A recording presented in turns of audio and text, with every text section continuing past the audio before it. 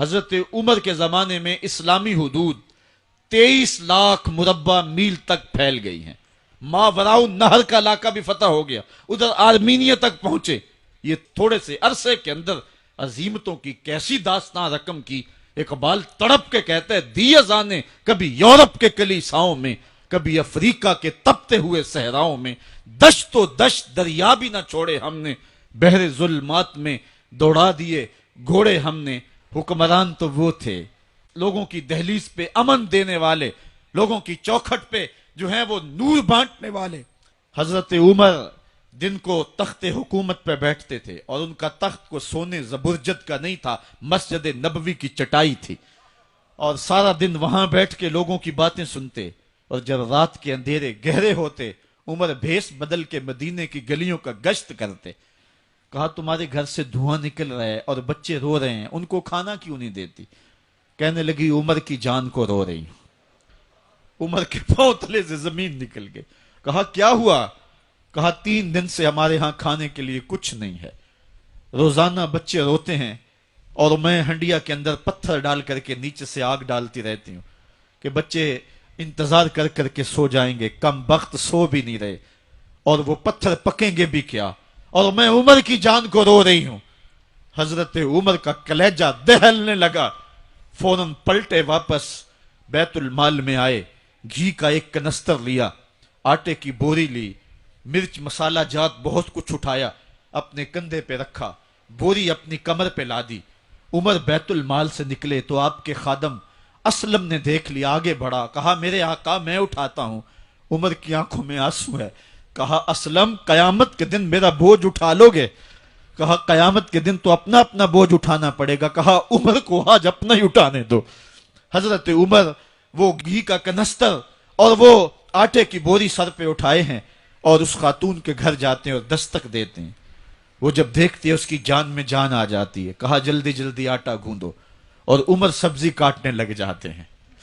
حضرت عمر رضی اللہ تعالی عنہ سبزی تیار کر دیتے, ادھر آٹا گند جاتا ہے, اور پھر اوپر چولہا رکھا جاتا ہے, چولہے کے اندر آگ رکھی جاتی ہے, وہ کھانا پکانے لگتی ہے, آگ بجھتی ہے. تاریخ نے لکھا ہے آگ بجھنے لگتی ہے, عمر جھک کر کے پھونکے مارتا ہے. عمر جھک جھک کے پھونکے مارتا ہے. کھانا پک گیا اور بچوں کے سامنے کھانا رکھ دیا. بچے کھا رہے ہیں. اب بچے رو رو کے نڈال ہو چکے تھے. حضرت عمر اپنے ہاتھوں کو اور اپنے گھٹنوں کو اور اپنے پاؤں کو زمین پہ لگا کے, جس طرح بکری کا بچہ چلتا ہے, ویڑے کے اندر کبھی ادھر چلتے ہیں کبھی ادھر چلتے ہیں, تاکہ بچے مجھے دیکھ کے خوش ہوں اور دل میں کہتے عمر جتنا رلایا ہے اب اتنا ہنسانا بھی پڑے گا. تو کبھی عمر امیر المومنین, یہ میں کسی آج کے جو ہے وہ لوگوں کے ووٹوں پہ منتخب ہونے والے حکمران کی کہانی نہیں سنا رہا, میں اس عمر کی کہانی سنا رہا ہوں جو 23 لاکھ مربع میل کا حکمران ہے, آدھی دنیا کا بادشاہ ہے.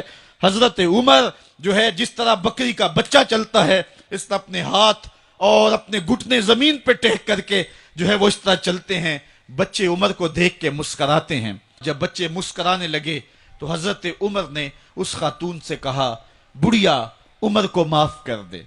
اس نے کہا تو اتنی ہمدردی کیوں کرتا ہے؟ کہا عمر بیچارہ بڑا پھنسا ہوا ہے, فکر ہے اس کو یرموک و فسطاط و حلوان کی, جب فتح ہے مصر تو تیاری ہے ایران کی, آتے جاتے وفد سے ملاقات بھی کرتا ہوگا اور شب کو معلوم حالات بھی کرتا ہوگا. کانٹوں میں الجھی ہوئی بیچارے کی جان ہے, نیند اس کو بھی آتی ہے, آخر وہ انسان ہے, میری بہن عمر کو معاف کر دے. اس نے کہا نانا عمر کی بات میرے سامنے نہ کر, قیامت کا دن ہوگا, عمر کا گریبان ہوگا اور میرا ہاتھ ہوگا. جب اس نے یہ بات کہی تو عمر برداشت نہ کر سکے, بچوں کی طرح بلک بلک کر رونے لگے. کہا وہ بد نصیب عمر تیرے سامنے ہے, آج ہی کہلا جو کہنا ہے, قیامت کے دن مجھے معاف رکھنا. اس نے کہا تو عمر ہے؟ کہا بد نصیب عمر تیرے سامنے کھڑا ہوں. میرے عمر کہتے ہیں اگر دجلہ کے کنارے ایک بکری کا بچہ بھی پیاسا مر گیا, اس کا حساب بھی عمر سے لیا جائے گا.